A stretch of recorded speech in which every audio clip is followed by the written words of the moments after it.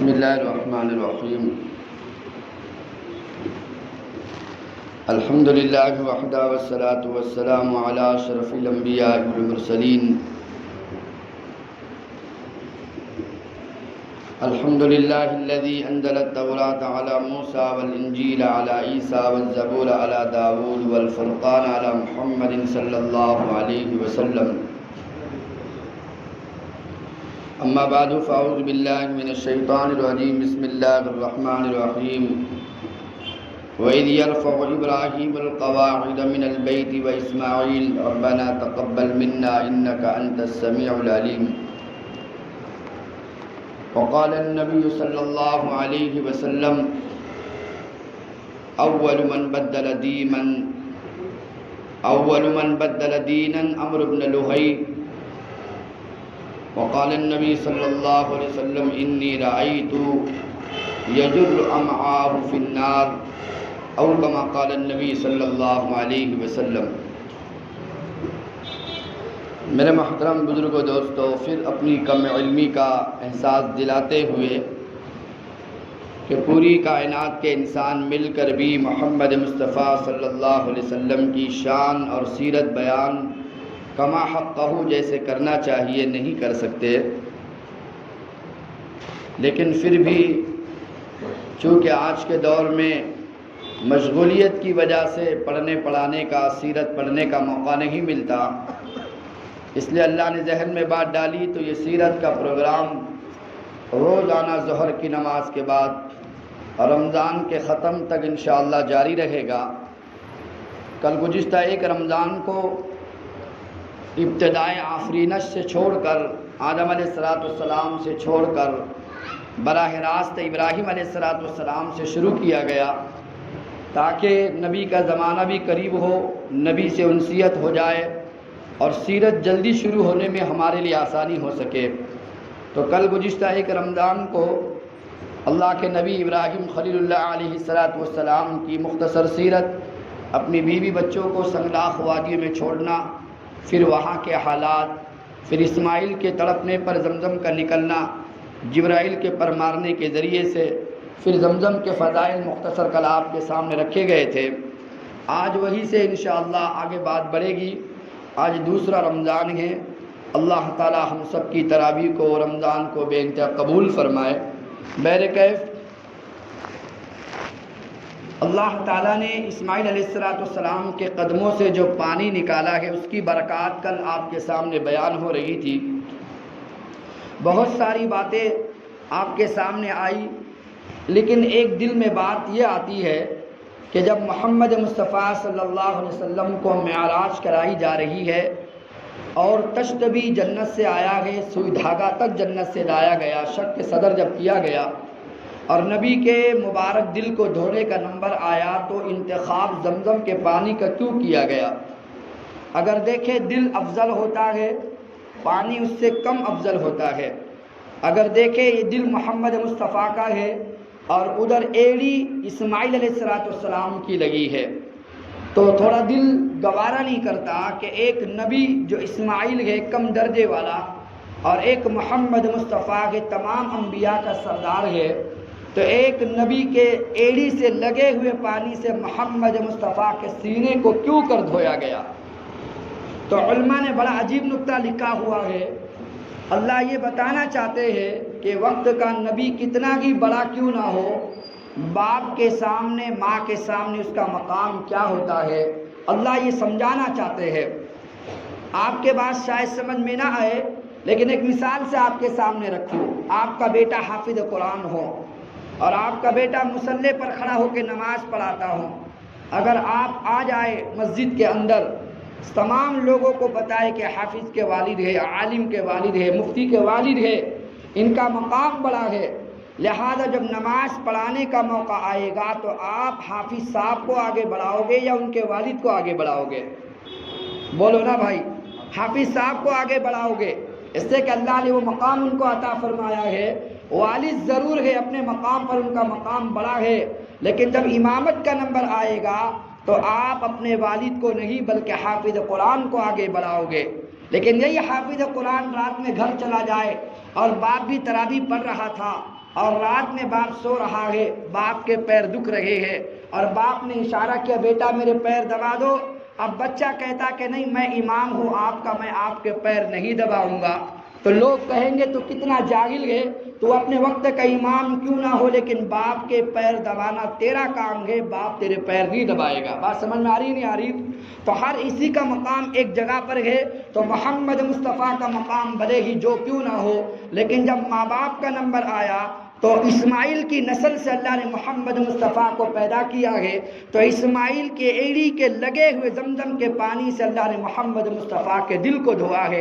امامت کا نمبر آئے گا تو معراج کی رات اسماعیل بھی مقتدی بن کر پیچھے کھڑے ہیں، ابراہیم مقتدی بن کر پیچھے کھڑے ہیں، کیونکہ بیٹے کا مقام محمد مصطفیٰ کا زیادہ ہے، کیونکہ وہ امام بنا ہوا ہے۔ لیکن جب خدمت کا نمبر آئے گا تو باپ کے ایڑی کا لگا ہوا پانی محمد مصطفیٰ کے دل کو صاف کر رہا ہے۔ بات سمجھ میں آ رہی نہیں آ رہی؟ تو بہرکیف جب اسماعیل علیہ السلام کی عمر تقریباً 16 سال کی ہوتی ہے، اللہ تعالیٰ عرشوں سے حکم بھیجتے ہیں کہ اے ابراہیم اب میرے لیے گھر بنانا ہے۔ وہ قبیلہ جرہم، میں نے آپ کے سامنے کل 3 قبائل عرب کے رکھے تھے، ایک عرب باعدہ ہے، ایک عارضہ ہے، ایک مستعربہ ہے۔ تو مستعربہ جو عرب کا قبیلہ ہے، جس کو عربی زبان اسماعیل علیہ السلام نے جن سے سیکھی تھی، اسی میں پروان چڑھے، انہی کی لڑکی سے نکاح ہوا۔ اسماعیل علیہ السلام جب نکاح نہیں ہوا تھا، 16 سال کی عمر تھی، اللہ تعالیٰ نے جبریل کے ذریعے سے پیغام بھیجا ابراہیم کو جا کے خبر سناؤ کہ میرا کعبہ بناؤ، میرا بیت اللہ، میرا گھر بناؤ۔ وہاں کوئی بیت اللہ تو تھا نہیں، کوئی آبادی تھی نہیں، وہ تو ایک سنگلاخ وادی تھی۔ وہ قبیلہ جرہم آیا ہے، اسماعیل کی ایڑی سے پانی جبرائیل نے نکالا ہے اور وہاں پر ایک بستی آباد ہو رہی ہے، لیکن اللہ کا گھر بنا ہوا نہیں ہے، لہذا اللہ نے حکم دیا کہ اب میرا گھر یہاں تعمیر کرنا ہے۔ تو ابراہیم نے کہا کہ اللہ میں تو کوئی مستری ہوں نہیں، میں کوئی معمار تو ہوں نہیں کہ میں آپ کا گھر بناؤں، آپ میری رہبری فرمائے۔ اللہ نے کہا ہم رہبری آپ کی کریں گے۔ بہرکیف اللہ نے کہا کہ یہاں فلاں جگہ پر میرا گھر بنانا ہے۔ ابراہیم علیہ السلام نے کہا کہ اللہ تیرے گھر کا نشان مجھے پتہ نہیں۔ آج کل لوگ کیا ہے، ٹیکنالوجی زیادہ ہو چکی ہے تو وہ فلائٹوں میں سفر کرتے ہیں، ہیلی کاپٹر میں سفر کرتے ہیں، بڑے بڑے جہازوں میں سفر کرتے ہیں اور آسمان دنیا پر کھڑے ہو کر وہ دنیا کا نقشہ بناتے ہیں اور دنیا کے نقشے کو کھینچتے ہیں۔ لہذا اللہ تعالیٰ نے بھی کعبۃ اللہ کے نقشے کو کھینچنے کے لیے ابراہیم جب پریشان ہو گئے، اللہ نے کہا پریشان ہونے کی بات نہیں ہے، کعبہ کا نقشہ جو بیت اللہ سب سے پہلے اول بن الکعبہ الآدم ثم ابراہیم، معاف کرنا، اول بن الکعبہ الملائکہ، سب سے پہلے کعبہ فرشتوں نے بنایا، ثم آدم، پھر آدم علیہ السلام نے بنایا، ثم نوح، پھر نوح علیہ السلام نے بنایا، ثم ابراہیم، پھر ابراہیم علیہ السلام نے بنایا۔ لہذا آخری میں ابراہیم علیہ السلام نے بنایا ہے، لیکن اس کی بنیادیں طوفان نوح کے اندر بہہ کر چلی گئی تھی، اس کا نام و نشان تک مٹ چکا تھا، لہذا اب اس کا نشان بتانا تھا۔ ابراہیم پریشان تھے کہ نشان کیسے پتہ کروں اور میں باؤنڈری کیسے ماروں، جو مجھے گھر بنانا ہے اور تیرا بیت اللہ بنانا ہے، وہ نشان کہاں ملے گا؟ اللہ نے کہا ہم انتظام کرتے ہیں۔ اللہ نے آسمان سے بادل کے ٹکڑے کو حکم دیا، ابراہیم کو فرمایا یہ بادل کا ٹکڑا تیرے سر پہ سایہ کرے گا، جہاں جہاں یہ سایہ ہوگا وہی میرے بیت اللہ کا نشان ہوگا۔ اللہ نے بادل کے ٹکڑے کو کھڑا کر دیا، جہاں جہاں چھاؤ پڑ رہی تھی، جہاں جہاں پر دھوپ نہیں تھی، اللہ نے نشان بتا دیا۔ ابراہیم علیہ السلام نے جو کھدائی شروع کر دی، اب آدم کے زمانے کا بنا ہوا کعبۃ اللہ کے نشان نکلنے شروع ہو چکے، وہاں کی بنیادیں اور آثار نکلنے شروع ہو گئے۔ ابراہیم علیہ السلام نے کھدائی شروع کی اور باپ اور بیٹا مل کر ایک کعبہ کی تعمیر کرتے ہیں۔ اچھا، کعبہ کی تعمیر جب شروع ہو گئی، جہاں جہاں تک ہاتھ پہنچتا تھا وہاں تک گارا مٹی تو پہنچ رہا تھا، لیکن اس سے اوپر جیسے اتنی عالی شان مسجد بن رہی ہے، لفٹ کے بغیر آپ کام نہیں کر سکتے، کرن کے بغیر آپ کام نہیں کر سکتے، آپ سیڑھیوں کے بغیر کام نہیں کر سکتے، آپ پالک کے ذریعے سے اوپر چڑھتے ہیں، اس کے بعد آپ کے آگے کا کام آگے بڑھتا ہے۔ لہذا ابراہیم پریشان ہو گئے کہ جہاں تک میرا ہاتھ پہنچتا تھا وہاں تک تو بنا دیا، اب اوپر بڑھنے کا، چڑھنے کا انتظام کیا ہوگا؟ اللہ نے کہا ہم کرتے ہیں اور اللہ نے کر کے دکھایا۔ اللہ کی وہ ذات ہے، حکم پتھر کو دے دے تو وہ ساتھ داؤد کا دیتے ہیں، اگر حکم پتھر کو دے دے تو محمد مصطفیٰ کے ہاتھ میں پتھر کلمہ پڑھتے ہیں، اگر حکم دے دے ابو بکر کے گھر کے کنارے جو ابو بکر کا دروازہ کھلتا تھا، دروازے کے پاس جیسے بعض دیہاتوں میں دروازے کو جو پتھر لگاتے ہیں تاکہ دروازہ کھلے نہیں، امثال معاف کرنا ایک کتاب ہے محمد مصطفیٰ کے مثالی واقعات، شان مصطفیٰ کے مثالی واقعات، اس کتاب آپ اٹھا کر دیکھیں ملتا ہے۔ اللہ کے نبی جب بھی جاتے وہ پتھر جو ابو بکر اپنے دروازے کو ٹیک لگا کے رکھتے تھے اس پتھر کا نام متکعہ تھا۔ جب نبی داخل ہوتے وہ پتھر کہتا السلام علیکہ یا رسول اللہ، سب سے پہلے پتھر نبی کو سلام کرتا تھا۔ اللہ چاہے تو پتھر کو بلوا دے، اللہ چاہے تو پتھر سے کام لے لے۔ تو اللہ تعالیٰ نے ابراہیم علیہ السلام کو حکم دیا کہ یہ پتھر جو قریب میں پڑا ہوا ہے ہم حکم دیتے ہیں تم اس پہ کھڑے ہو جاؤ، یہ تمہارے لیے لفٹ کا کام کرے گا۔ جب تمہیں اونچی دیوار پر چڑھنا ہوگا یہ تمہارے اشاروں پہ کام کرتا ہوا اونچا ہو جائے گا، جب اترنے کا نمبر آئے گا تم اشارہ کرو تو نیچا ہو جائے گا۔ اللہ کے لیے کیا مشکل ہے؟ وہ پتھر جو مقام ابراہیم بنا ہوا ہے، ابراہیم کعبے کی تعمیر کر رہے ہیں، جب کعبۃ اللہ مکمل ہو گیا ابراہیم دعا کرتے ہیں وَإِذْ يَرْفَعُ إِبْرَاهِيمُ الْقَوَاعِدَ الْبَيْتِ وَإِسْمَاعِيلُ رَبَّنَا تَقَبَّلْ مِنَّا إِنَّكَ أَنْتَ السَّمِيعُ الْعَلِيمُ۔ اللہ کعبہ تو میں نے بنا دیا ہے لیکن اس کو قبول کرنا کہ میں نے بنایا ہے، میری اس عبادت کو تو قبول فرما۔ پھر دعا کر رہے ہیں کہ ربنا وابعث فیہم رسولا منہم یتلو علیہم آیاتہ ویزکیہم ویعلمہم الکتاب والحکمہ۔ اللہ تعالیٰ معاف کرنا، ربنا وابعث فیہم رسولا منہم یتلو علیہم آیاتک۔ اللہ تعالیٰ فرما رہے ہیں کہ ابراہیم نے وہی کعبہ کو بننے کے بعد دعا کی اللہ میری نسل میں ایک بچہ ایسا پیدا کرنا جو ساری کائنات کے انسانوں کے روحوں کو پاک اور صاف کر سکے، اور وہ اشارہ ہے محمد مصطفیٰ صلی اللہ علیہ وسلم کی طرف۔ تو آپ سے عرض کرنا یہ جب کعبۃ اللہ مکمل ہو گیا اللہ نے حکم دیا ابراہیم اب اس کعبہ کو آباد کرنے کے لیے آپ اعلان کرو وَأَذِّن فِي النَّاسِ بِالْحَجِّ يَأْتُوكَ رِجَالًا وَعَلَىٰ كُلِّ ضَامِرٍ مِّن كُلِّ فَجٍّ عَمِيقٍ۔ آپ اعلان کرو پوری کائنات کے انسانوں کو، کہا کہ اللہ میں اعلان کروں آواز کہاں کہاں تک جائے گی، وادی سے باہر نہیں نکل سکے گی، کہا کہ اعلان کرنا تمہارا کام ہے، پہنچانا تیرے خدا کا کام ہے۔ تو ایک روایت کے مطابق اسی جو پتھر تھا مقام ابراہیم اس پر کھڑے ہو کر اعلان کیا۔ دوسری روایت کے مطابق جبل ابی قبیس اول بیت وضع للناس، سب سے پہلا گھر کائنات کا جو بنا ہے وہ بیت اللہ بنا ہے۔ اول جبل وضع فی الارض، اور سب سے پہلا جو پہاڑ اللہ نے بنایا وہ جبل ابی قبیس کو بنایا ہے۔ جبل قبیس پر کھڑے ہو کر ابراہیم نے آواز دی۔ تیسری روایت ملتی ہے کہ عرفات کے میدان میں کھڑے ہو کر اللہ کے نبی ابراہیم نے آواز دی، اللہ نے اس آواز کو کائنات کے تمام انسانوں کے کانوں تک پہنچا دیا کہ اس گھر کی طواف کرنے کے لیے، اس گھر کے حج کرنے کے لیے لوگوں کو آنا ہے۔ ملتا ہے کہ روایت کے اندر جتنی مرتبہ لبیک کہا ہوگا اللہ اس کو اتنی مرتبہ حج کی توفیق نصیب فرماتے ہیں۔ جتنی مرتبہ اس نے کہا ہوگا اللہ میں حاضر ہوں میں حاضر ہوں، وہ اتنی مرتبہ وہاں پہنچ جاتا ہے۔ تو بہرکیف اللہ تعالیٰ نے اس طرح انتظام کیا، جب کعبۃ اللہ مکمل ہو گیا اسماعیل بڑے ہوتے ہیں، ان کی شادی ہوتی ہے تو پورے علاقے میں دین اسلام ہی قائم ہے، ملت ابراہیم چل رہا ہے۔ جو میں نے بات ختم کی تھی کل آپ کے سامنے کہا تھا، لوگ کہتے ہیں کعبۃ اللہ میں تمہارے نبی آئے ہیں، انہوں نے شرک کرنے والوں کو وہاں سے مار کر بھگایا، انہوں نے کافروں کو کلمہ پڑھایا، تلوار کے زور پہ دین پھیلا ہے، کعبہ سے بت نکالے گئے۔ اب میں آپ کے سامنے ساری بات رکھنے لگا ہوں تاکہ ہمیشہ کے لیے آپ کا ذہن خالی ہو سکے اور آپ ان لوگوں کا ذہن خالی کر سکے کہ جو کہتے ہیں کہ اسلام دین کی، وہ اسلام تلوار کی وجہ سے پھیلا ہے، جو کہتے ہیں کہ کعبہ سے بتوں کو نکالا گیا، جو کہتے ہیں کہ کافروں کو مکہ سے نکالا گیا۔ لہذا سب سے پہلی بات یہ ذہن میں رکھے کہ کعبۃ اللہ میں نہ کوئی کافر تھا، نہ کعبہ میں کوئی بت تھا، نہ کعبہ میں کوئی اللہ کی نافرمانی کرنے والا تھا۔ ابراہیم علیہ السلام کے زمانے میں جتنا علاقہ جتنا جہان تھا سب کے سب ملت ابراہیمی پر جینے والے تھے۔ یہود کہتے ہیں کہ ہم ملت ابراہیم پر ہے، نصارہ کہتے ہیں ہم ملت ابراہیم پر ہے، مشرکین کہتے ہیں ہم ابراہیم کو ماننے والے ملت ابراہیم پر ہے۔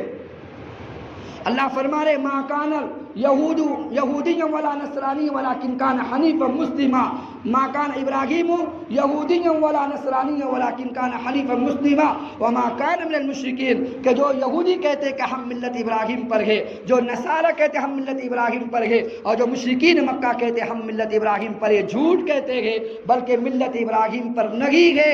جو مشرکین ہے، جو یہود ہے، نصارہ ہے، یہ ملت ابراہیم کو ماننے والے نہیں ہے، ملت ابراہیم پہ چلنے والے خالص ابراہیم علیہ السلام تھے۔ تو اللہ تعالیٰ نے پورے کعبۃ اللہ کو جو آبادی ہو رہی ہے، ہر کوئی نہ کوئی بندہ جتنے اس جہاں میں جیا کرتا تھا، سب کے سب اللہ کو مانتے تھے، نبی ابراہیم کو مانتے تھے، نہ کوئی شرک تھا، نہ بدعت تھی، نہ کوئی حوادث تھے، نہ کوئی رسومات تھی، نہ کوئی بدعات تھی، سب کے سب ایک اللہ کے سامنے سجدہ کرنے والے تھے۔ اب آپ کے دل میں ذہن میں خیال آئے گا پھر کعبہ میں بت پرستی شروع کیسے ہوئی؟ تو سب سے پہلا بدبخت انسان جس کو کہا جائے گا عمرو ابن لوہی، اللہ کے نبی نے فرمایا تھا اول من بدل دینا عمرو ابن لوہی، کہ سب سے پہلے اللہ کے دین کو جس نے بدلا وہ عمرو ابن لوہی ہے۔ عمرو ابن لوہی نے سب سے پہلے دین کو بدلا۔ یہ عرب کا بہت بڑا سردار تھا، قوم کا بہت بڑا سردار تھا، جس کی سرداری کے چرچے تھے، اس کے حکم کے خلاف ورزی کسی کرنے کی ہمت اور طاقت نہیں ہوا کرتی تھی۔ ایک مرتبہ ایک تجارت کے سفر سے گیا ہے ملک شام، قوم عمالقہ ایک قوم ہے، بہت بڑی قوم، طاقتور قوم، اس علاقوں میں تجارت کر رہا تھا۔ اس نے وہاں دیکھا وہ چھوٹے چھوٹے پتھر کے خدا بنے ہوئے ہیں، کوئی سونے کا، کوئی چاندی کا، کوئی مٹی کا، کوئی لکڑی کا، کوئی عورت کی شکل میں، کوئی مرد کی شکل میں، کوئی جانور کی شکل میں۔ اس نے دیکھا تو اس نے پوچھا یہ کون ہیں؟ تو قوم عمالقہ نے کہا کہ یہ ہمارے خدا ہے۔ اس نے کہا نہیں، خدا تو آسمانوں پر ہے۔ اور آپ کو پتا ہونا چاہیے عمرو بن لوہی کون ہے؟ جو کعبۃ اللہ کا مجاور تھا اور اتنی حاجیوں کی خدمت کیا کرتا کہ زمزم کے اندر وہ شہد ملا کر لوگوں کی بڑی خدمت کیا کرتا تھا۔ اللہ نے بڑا مقام اس کو دیا ہوا تھا۔ لیکن انسان جب عقل سے مارا جاتا ہے، جب انسان کو اللہ جب گمراہ کرنا چاہتے ہیں، اس کو پھر ہدایت پہ لانے والا کوئی نہیں ہوتا۔ جب عقل ماری جاتی ہے پھر ایسوں کے سامنے لوگ جا کے سجدہ کرتے ہیں جو اپنے ہاتھ سے بنے ہوئے خدا ہوتے ہیں۔ بہرکیف عمرو بن لوہی نے کہا یہ کیا ہے؟ انہوں نے کہا خدا ہے۔ کہا کہ یہ خدا کیسے؟ وہ خدا تو آسمانوں پر ہے۔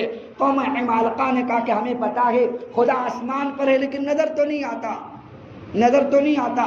تو ہم نے چھوٹے چھوٹے بت بنا کے رکھے ہیں کہ ہم ان سے بات کرتے، یہ خدا سے بات کرتے ہیں، ہم ڈائریکٹ بات نہیں کر سکتے۔ اس پاگل کے بات سمجھ میں آ گئی۔ وہ پاگل نے کہا شاید یہ سچ کہہ رہے ہو۔ اس نے کہا پھر مجھے بھی ایک خدا دے دو۔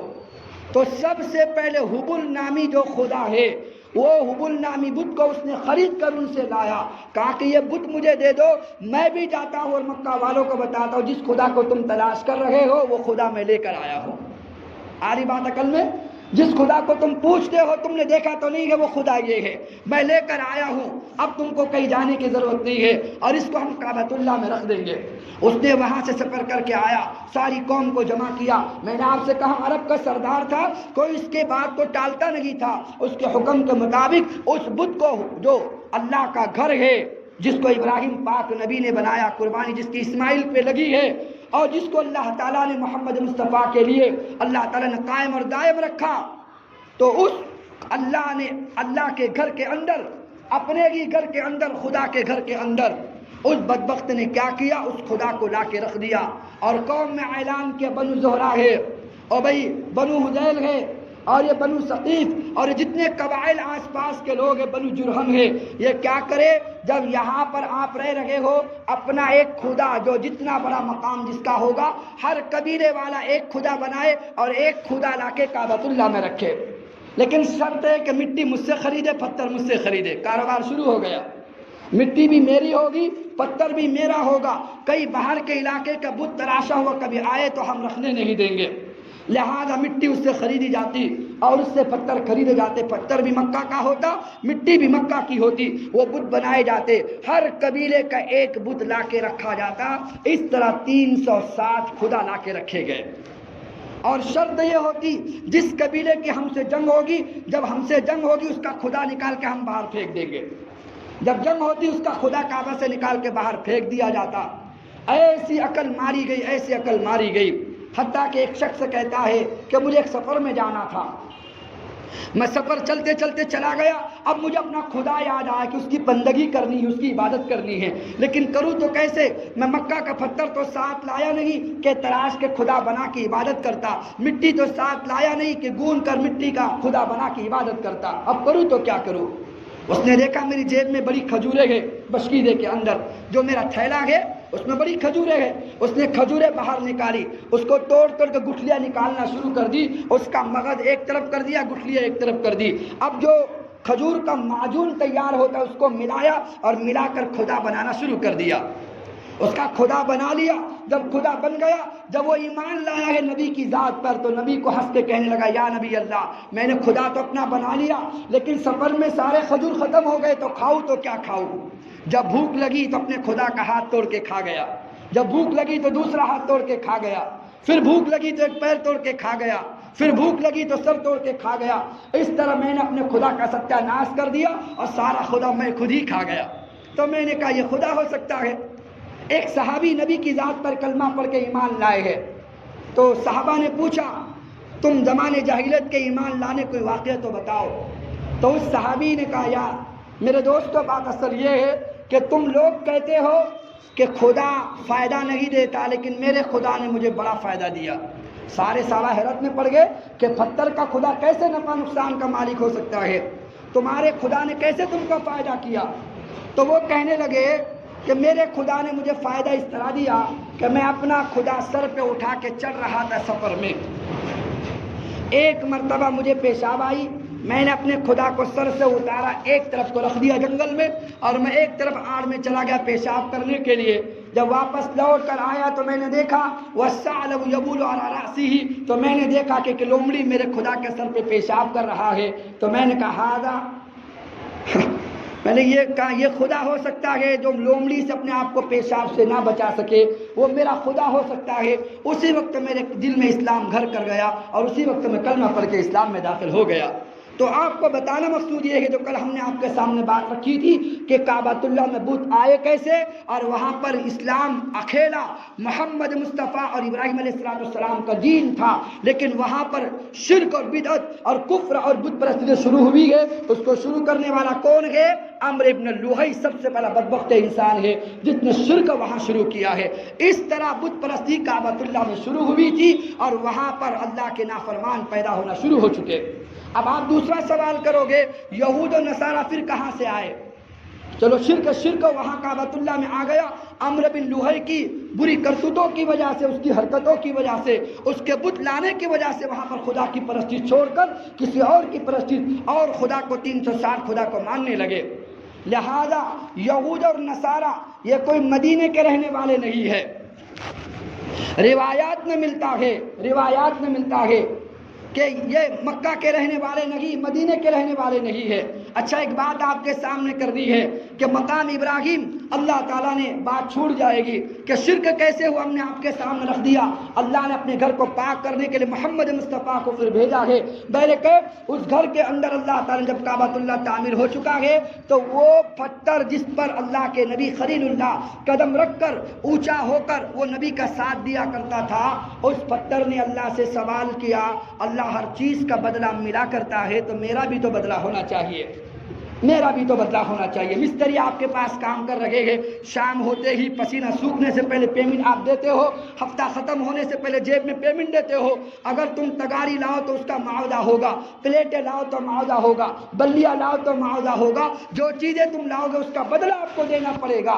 ابراہیم خلیل اللہ کے پیر کے نیچے لگ کر جو لفٹ کا کام کر رہا پتھر، اس کا بدلہ تو ہونا چاہیے تھا۔ پتھر نے کہا اللہ میرا بھی تو صلہ مجھے ملنا چاہیے۔ اللہ نے کہا مانگو، پھر کیا مانگتے ہو؟ اس پتھر نے اللہ سے سوال کیا اللہ بس میں کچھ نہیں مانگتا، مجھے اٹھا کر اپنے در کے سامنے رکھ دینا، قیامت کی شام تک حج کرنے والا مجھے دیکھتا رہے گا اور میں قیامت کی شام تک تیرے گھر کو دیکھتا رہوں گا، بس مجھے یہاں لا کے بٹھا دینا۔ تو ابراہیم کے قدم تھے، آپ غور کرتے ہیں، اس میں بہت سارے حاجی ہوگے، آپ غور کرتے ہوگے وہ ابراہیم کے قدم کے جو نشان اندر دھسے ہوئے ہیں، اتنے دھسے ہوئے نہیں تھے، اتنے دھسے ہوئے نہیں تھے، جیسے کوئی گیلا پیر کرے تو نشان پڑتے ہیں کہ نہیں پڑتے ہیں، ابراہیم کھڑے ہیں تو نشان پڑے تھے۔ وہ اندر کیوں چلا گیا؟ وہ میری آپ کی مہربانی ہے، تبرک کے طور پر میں نے آپ نے چاٹ چاٹ کے اس کو گڑا کر دیا ہے۔ وہ تو پہلے ایک دم سادے سے تھے۔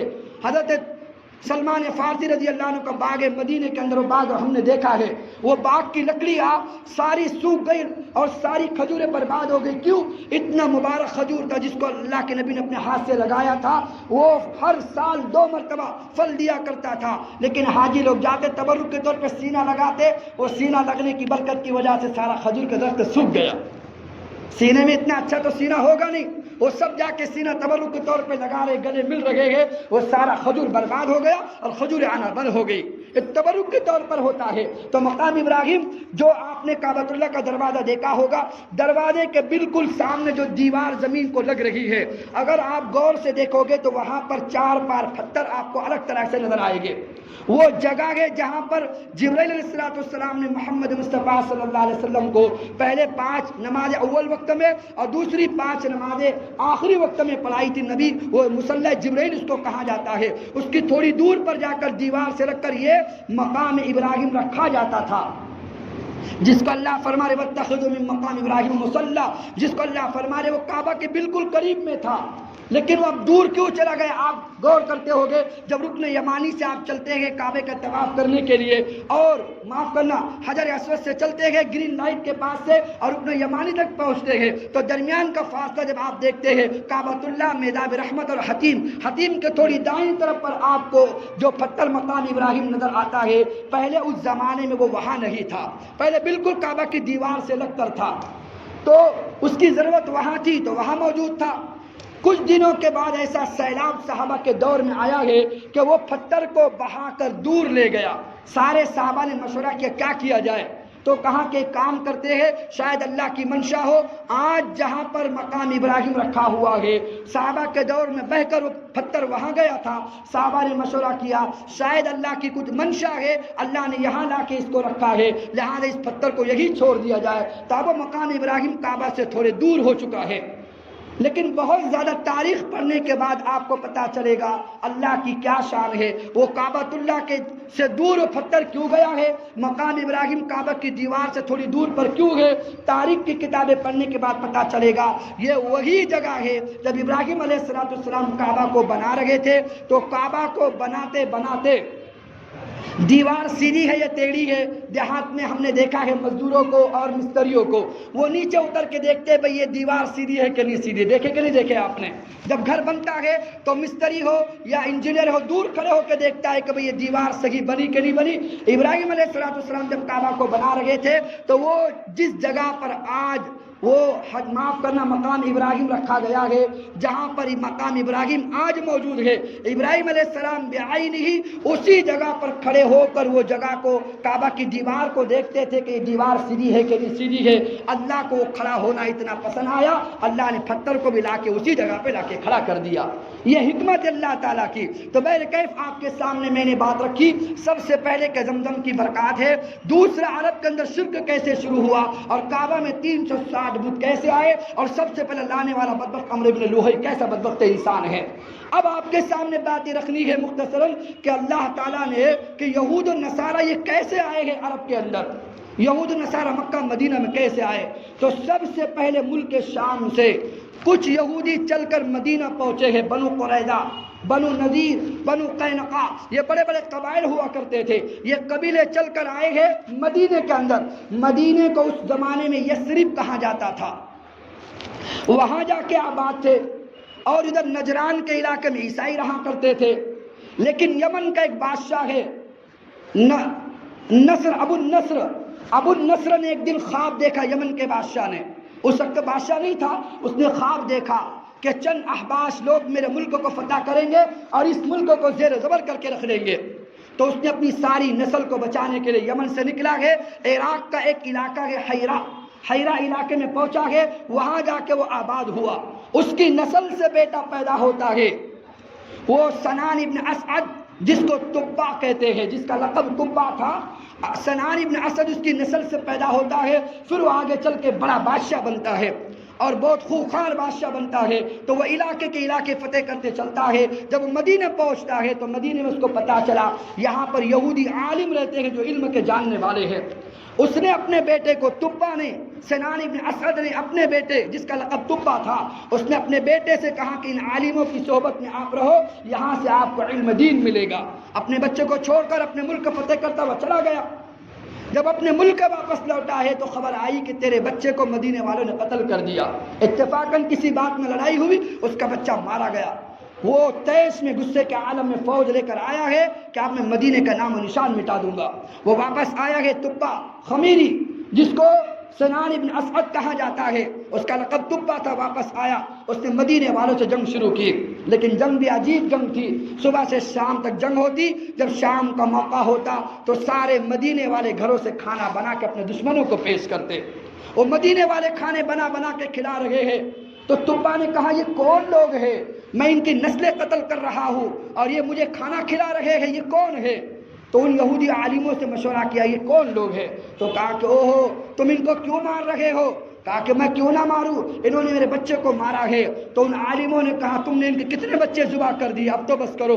کہا کہ نہیں، میں نے تو مدینے کا نام و نشان مٹا کے رکھ دینا ہے، میں سارے مدینہ کو مٹا کے رکھ دوں گا. وہ عالم ہنس کر کہنے لگا اوہو یہ تجھ سے نہیں ہو سکتا، ہادی مہجر محمد الرسول اللہ، یہ تو محمد مصطفیٰ کے ہجرت کی جگہ ہوگی، تو کیا کائنات کا انسان بھی مدینے کو مٹا نہیں سکتا. مٹانے والے مٹ جائیں گے لیکن تم مدینے کو ہاتھ نہیں لگا سکتا. جب اس نے یہ بات سنی تو اس نے پھر صلح کر لی کہ چلو ٹھیک ہے میں جنگ کو بند کرتا ہوں. ابھی واپس جانے لگا، جانے سے پہلے بنو حذیل، یہ عرب کے رہنے والے لوگ ہیں، مکہ کے رہنے والے لوگ ہیں جو مکہ کے مجاور کہے جاتے تھے. میں بات ختم کر رہا ہوں، آدھا گھنٹہ بہت سے بہت لینا ہے. بہرکیف بنو حذیل کے قبیلے کے لوگ مکہ سے چل کے مدینہ یثرب آئے اور انہوں نے کہا حل ترید من الذهب والفضة ومن الجواہرات شیئا عظیما، کیا تم یہ چاہتے ہو ہم تمہیں سونے چاندی جواہرات کے انبار تمہارے قدموں میں ڈال دیں؟ کہا کہ ہاں کون نہیں چاہتا سونا چاندی. کہا کہ پھر چلو کعبۃ اللہ کو توڑو، کعبہ کے اندر بہت سارے ہیرے جواہرات پڑے ہوئے ہیں. آج کے دور میں دیکھو تم درگاہ پہ لوگ جاتے ہیں تو وہ سونا چاندی ڈالتے کہ نہیں ڈالتے؟ یہ وہی سنت چلی آ رہی ہے. لوگ کعبہ کا طواف کرتے تھے تو وہاں پر سونے چاندی کے انبار ڈالا کرتے تھے. اس میں چھوٹا سا کنویں کی جگہ بنی ہوئی تھی، دروازے کھلے ہوتے تھے، ہر طواف کرنے والا سونے چاندی پھینکا کرتا تھا. آج یہ وہی ترتیبیں چل رہی ہے مزاروں پہ جا کر. تو بہرکیف آپ سے عرض کرنا، اس کے ہیرے جواہرات جب اس کو سننے ملے تو اس نے کہا کہ ٹھیک ہے میں ہیرے جواہرات کے لیے کعبۃ اللہ کو توڑ دوں گا. دل میں اس کا ارادہ آیا اور شام ہو گئی، سو گیا. صبح ہونے سے پہلے دیکھا، اس نے دیکھا کہ ایک آندھی چھائی ہوئی ہے کہ انسان کو اپنے انسان کا چہرہ نظر نہیں آتا، پاس والے کو پاس والے کا ہاتھ نظر نہیں آتا. اس نے علماء سے مشورہ کیا، وہ یہودی عالموں سے. کہا کہ یہ کیا ہوا؟ کہا کہ تم نے کسی شہر کے توڑنے کا یا گھر کے توڑنے کا ارادہ کیا ہے؟ ہم نے تورات میں پڑھا ہوا. کہا کہ ہاں میں نے کعبۃ اللہ کو توڑنے کا میں نے ارادہ کر لیا ہے. کہا کہ اپنے ارادے سے توبہ کرو، خدا کی قسم وہ مولد النبی ہے، وہاں محمد مصطفیٰ نے پیدا ہونا ہے تو اس کو نہیں توڑ سکتا. اس نے ارادہ کیا کہ چلو میں توبہ کرتا ہوں. تاکہ علماء نے کہا کہ ایسی توبہ نہیں بلکہ وہاں جا کے تجھے طواف کرنا پڑے گا. اس نے کہا میں نصرانی ہوں، میں طواف تو نہیں کرتا لیکن ہاں میں جا کے تعظیم ضرور کرتا ہوں. رات میں سویا ہے آج کی رات تو خواب دیکھتا ہے کہ میں کعبہ کے اوپر غلاف چڑھا رہا ہوں. صبح ہوئی، عالموں سے بیان کیا، عالموں نے کہا کہ لگتا ہے اللہ نے تجھ سے کام لینا ہے، لہذا نئی طواف تو کر سکتا ہے تو ایک تعظیم یہ بھی تو ہو سکتی ہے کہ کعبہ کو جا کے غلاف چڑھوا دے. تو وہ چلا گئے پھر مکہ مدینے سے اور وہاں جا کے سب سے پہلا اس کائنات میں کعبہ کی چھت پر کسی نے غلاف رکھا ہے تو وہ تبا خمیری ہے. اللہ نے اس سے وہ کام لیا. پھر لوگوں نے دیکھا کہ کعبہ کے غلاف چڑھانا عبادت ہے، لوگ چڑھانے لگے حتیٰ کہ وہ نوبت آ گئی کہ کعبہ کی دیواریں گرنے کے قریب ہو گئی وزن کی وجہ سے. ہوتا ہے نا، دیوانے لوگ ہوتے ہیں. تو پھر حکم نافذ ہوا کہ نہیں اب ایک ہی کعبہ رہے گا اور ایک ہی اس کا غلاف رہے گا، یہ ہزاروں غلاف اس کے اوپر نہیں چڑھیں گے. تو بہرکیف میں آپ کے سامنے عرض کرنا چاہتا ہوں اللہ نے یہودیت کو کیسے پھر یہ مدینے کے اندر یہودیت آئی ہے. وہ دو عالم جو تبا خمیری کے ساتھ ہے، اس تبا نے کہا کہ پھر تم ہمارے ساتھ یمن چلو. ان عالموں کو یمن لے کر چلا گیا، پورا یمن یہودیت سے بھر گیا. پھر ادھر نجران کے اندر نصرانی تھے اور نجران کے علاقے ہرقل روم جو ہے، ہرقل کا بادشاہ جس کو قیصر روم کہا جاتا تھا، جو بڑی سلطنت کا مالک تھا، تھا. اس زمانے میں دو سپر پاور تھی, ایک فارس کی سپر پاور تھی, ایک روم کی سپر پاور تھی. روم کے بادشاہ ہرقل قیصر روم کہا جاتا تھا. اس زمانے میں ذو نواس نامی بادشاہ تھا, جو آپ پڑھتے ہیں وہ سمائی ذات البروج کے اندر کہ قتل اصحاب الاخدود النار ذات الوقود, وہی ذو نواس نے ہزاروں مسلمانوں کو خندق کھودی اور آگ جلا کر مسلمانوں کو زندہ جلا دیا کہ جب تک تم مجھے خدا نہیں کہو گے, مجھے سجدہ نہیں کرو گے, میں تمہیں موت کی نیند سلا دوں گا. اس میں سے ایک آدمی بچ بچا کر بھاگا ہے ہرقل کی طرف, اور ہرقل پہنچا ہے قیصر روم کے پاس. اس نے کہا کہ سارے ہزاروں مسلمان مارے گئے ہیں, ہماری کوئی فریاد سننے والا نہیں ہے, تم نصرانی ضرور ہو لیکن کتاب کو ماننے والے ہو, تو ہماری کوئی حفاظت کا انتظام کرو. تب قیصر روم نے طیش میں آ کر نجاشی بادشاہ کو خط بھیجا, قاصد بھیجا کہ جاؤ وہ ذو نواس نے جو مسلمانوں قتل کیا ہے, تم جا کے 70,000 کی فوج لے کر اس کو زیر و زبر کر دو. تو حبشہ کا بادشاہ نجاشی چل پڑا ہے. اس نجاشی بادشاہ کے لشکر میں دو لوگ تھے جو آگے انشاءاللہ کل آپ کے سامنے بیان ہوگا. ایک کا نام اریاس تھا, ایک کا نام ابرہا تھا, جو کعبۃ اللہ کو توڑنے جا رہا تھا. پھر اس نے حملہ کیا اور وہ واپس پہنچا گئے ذو نواس یمن کی طرف, اور اس نے سارے علاقے کو زیر و زبر کر دیا. پھر زندگی گزرتی رہی تو وہاں نجران ہو, روم ہو, یمن ہو, سب طرف یہودیت پھیل گئی اور کعبۃ اللہ میں شرک آ گیا, اللہ کے نافرمان پیدا ہونے شروع ہو گئے. اس طرح اللہ نے کعبۃ اللہ کا جو گھر تھا, اللہ نے برداشت کیا ہے کہ اللہ کے گھر کے اندر غیروں کی عبادت ہو رہی ہے. اللہ نے کوئی عذاب نازل نہیں کیا, اس سے کہ محمد مصطفیٰ نے آ کر اس کچرے کو صاف کرنا تھا. تو انشاءاللہ زندگی باقی پھر آئندہ آپ کے سامنے رکھیں گے کہ کس طرح سے پھر یہ دونوں ابرہا اور دونوں اریاس جو آپس میں لڑے ہیں, پھر کعبۃ اللہ پر حملے کا ارادہ کرنا چاہتے ہیں, پھر اللہ کیسے اپنے کعبہ کی حفاظت کرتے ہیں.